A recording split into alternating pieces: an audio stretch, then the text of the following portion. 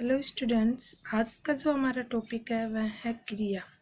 तो पहले क्रिया की डेफिनेशन है कि क्रिया किसे कहते हैं। जिस शब्द से किसी काम का होना प्रकट होता है उसे क्रिया कहते हैं। कि कोई भी शब्द जिसके द्वारा किसी भी काम का होना प्रकट होता है या कोई काम पूरा होता है उसे क्रिया कहते हैं। जैसे हंसना, खेलना, दौड़ना, उठना, बैठना, ये सब क्रियाएं हैं। कर्म एवं अर्थ के आधार पर क्रिया के भेद। कर्म और अर्थ के आधार पर क्रिया के दो भेद बताए गए हैं, जिसमें पहला है सकर्मक क्रिया और दूसरा है अकर्मक क्रिया। पहले सकर्मक क्रिया की डेफिनेशन कि सकर्मक क्रिया किसे कहते हैं। तो इसका जो शब्द है स का मतलब होता है साथ कर्म। तो इसके सकर्मक जो शब्द है इसके अनुसार ही या इसके नाम के अकॉर्डिंग ही इसकी डेफिनेशन हो रही है। स का मतलब साथ और कर्म। तो जिस वाक्य में क्रिया के साथ कर्म पाया जाता है, कि जिस वाक्य में क्रिया के साथ में कर्म पाया जाता हो या कर्म हो तो उसे सकर्मक क्रिया कहते हैं। जैसे एग्जाम्पल है, श्याम पुस्तक पढ़ता है। तो श्याम हो गया सब्जेक्ट कर्ता और पढ़ना क्रिया होगी और पुस्तक जो है कर्म है। तो जिस वाक्य में क्रिया है और इसके साथ में कर्म भी है, क्योंकि श्याम जो है कर्ता हो गया और पढ़ना क्रिया होगी और पुस्तक जो है कर्म है।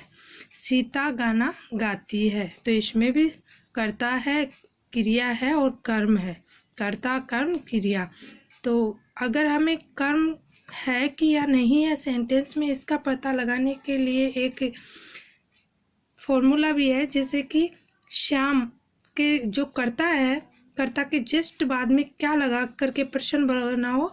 अगर आंसर आ रहा है तो मान लो वह सकर्मक क्रिया है, अगर आंसर नहीं आ रहा है तो वह अकर्मक क्रिया है। जैसे श्याम क्या पढ़ता है तो आंसर मिल रहा है पुस्तक पढ़ता है। सीता क्या गाती है तो जो सीता गाना गाती है। तो यह सकर्मक क्रिया है कि कर्ता के जस्ट बाद में क्या लगाएंगे और अगर हमें आंसर मिल जाता है तो वह सकर्मक क्रिया है, अन्यथा अकर्मक क्रिया है। नेक्स्ट, अकर्मक क्रिया। जिस वाक्य में क्रिया के साथ में कर्म नहीं पाया जाता है।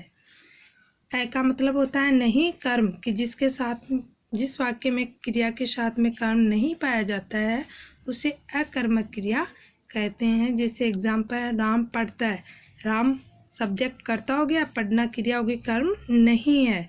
सीता सब्जेक्ट करता है और क्रिया है, तो इसमें भी कर्म नहीं है। तो जिस वाक्य में क्रिया के साथ में कर्म नहीं पाया जाता उसे अकर्मक क्रिया कहते हैं। आगे है जो कर्म एवं अर्थ के आधार पर जो क्रिया के भेद थे वो दो प्रकार के हो गए, सकर्मक और अकर्मक। सेकेंड पार्ट में है कि प्रयोग एवं रचना के आधार पर क्रिया के भेद। प्रयोग एवं रचना के आधार पर क्रिया के भेद जो 7 प्रकार के हैं आपके सिलेबस में। सामान्य क्रिया, संयुक्त क्रिया, प्रेरणार्थक क्रिया, पूर्वकालिक क्रिया, नाम धातु क्रिया और 6 नंबर पे है सजातीय क्रिया और लास्ट है कृदंत क्रिया। इनकी डेफिनेशन और इनके बारे में आगे नेक्स्ट क्लास में देखेंगे। ओके।